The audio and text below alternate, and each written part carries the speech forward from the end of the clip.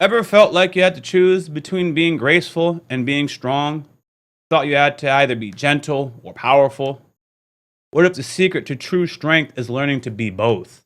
Today we're learning from the greatest, who proved you can float like a butterfly, sting like a bee.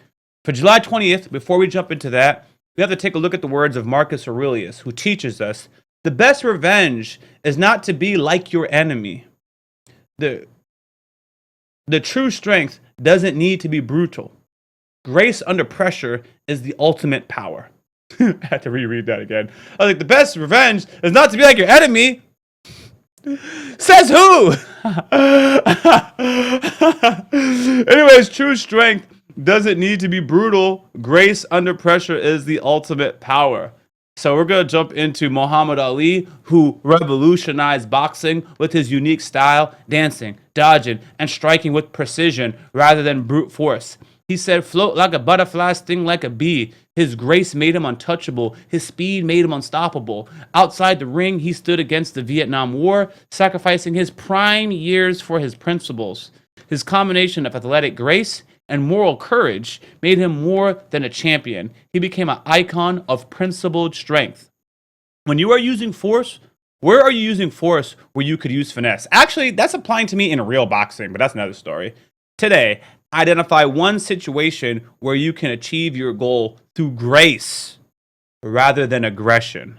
Sometimes the lightest touch has the greatest impact. And that's your Stoic lesson for today, guys. This one resonated with me very well but this is actually for actual boxing. You know, I use up a lot of my stamina. I have bigger muscles than I have developed muscles. Let's put it that way than a lot of people in my age bracket. But they're just for show, so to speak. Because when I'm actually in the ring, I get rather fatigued, and I have to learn to no. All my jabs have to be power. I'm throwing power jabs and I'm missing, so I'm getting fatigued. I gotta practice that. Some of my jabs are just to find my reach and set up my cross. Some of my jabs is used to touch their glove, and I'm touching their jab glove. That means their cross where they can counter. That's already being blocked by my arm, so I don't have to worry about that, right?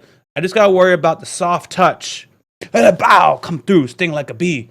So that's actually just applying for me in regular boxing. Thank you for checking out this video, guys. I hope you found something meaningful. Until the next one, float like a butterfly, sting like a